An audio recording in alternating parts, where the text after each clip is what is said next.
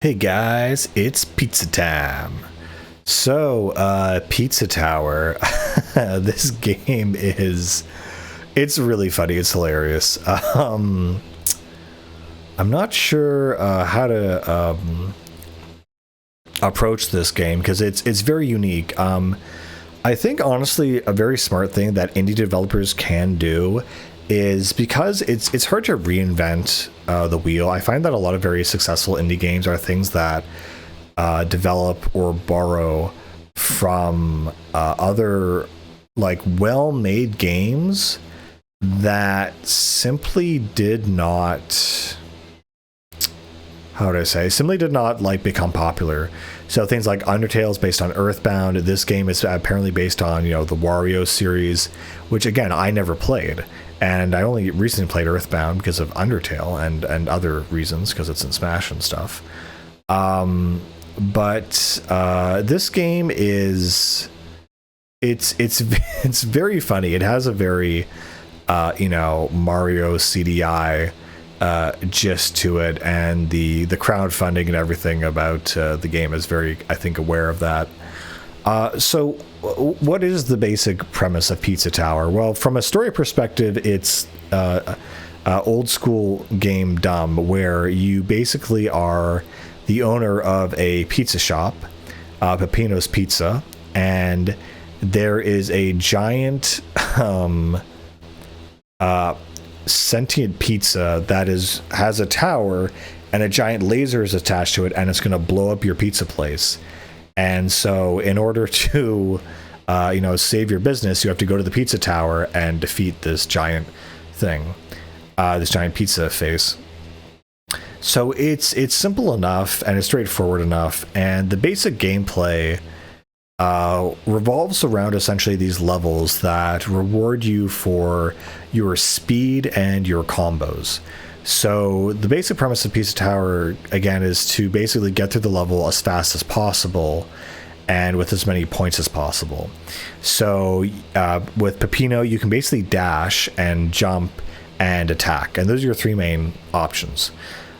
So you're basically trying to go as fast as you can at all time while keeping in control. You can grab enemies and bash them. So basically, when you go full speed, you can basically take out enemies no problem.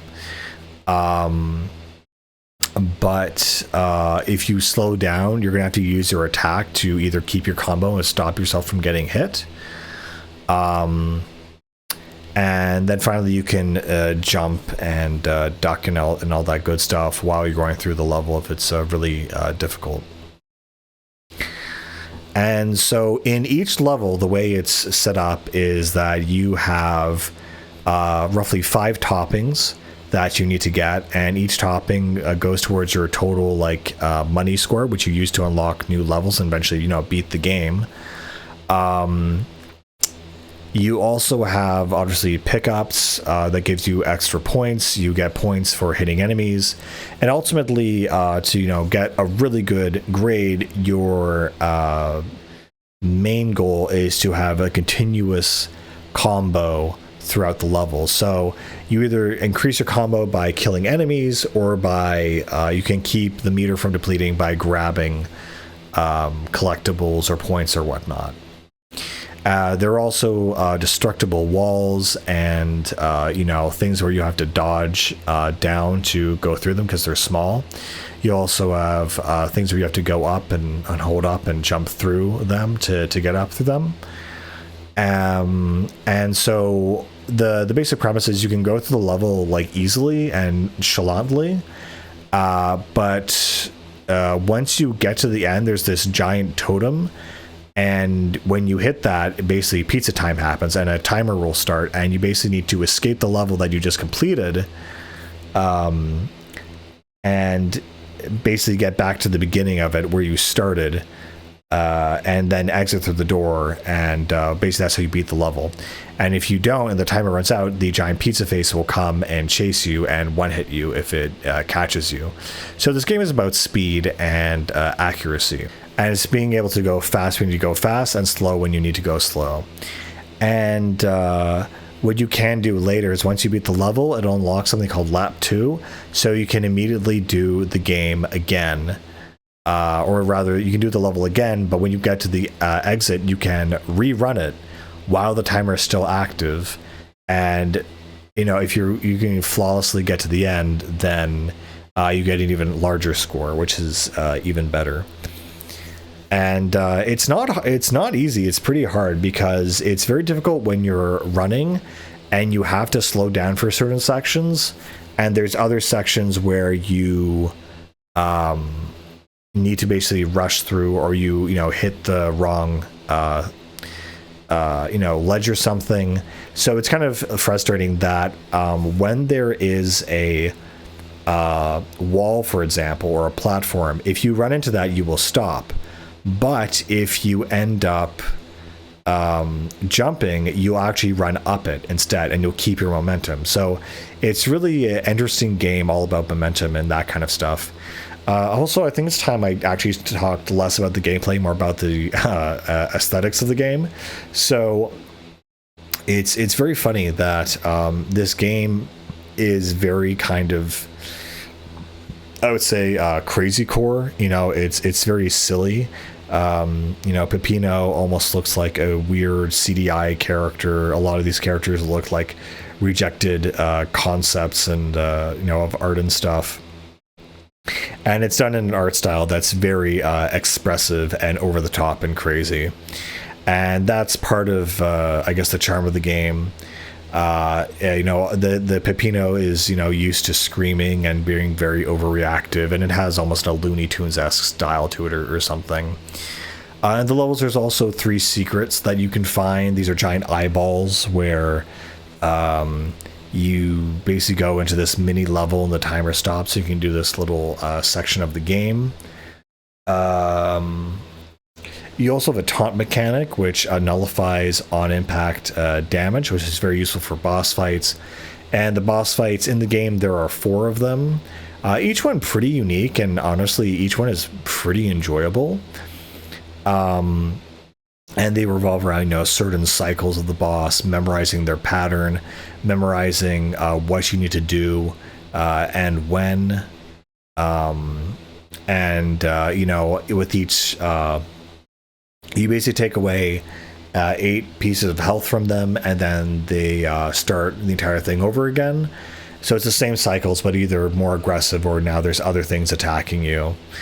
And that's pretty much the entire game. Even the final boss fight for this game is really well thought out and creative. Like every single part of the boss fight is honestly fun and not tedious at all, which is kind of rare for an indie game, frankly. And one aspect of it is that it's a multi-stage fight of 3 phases, and each one is really fun.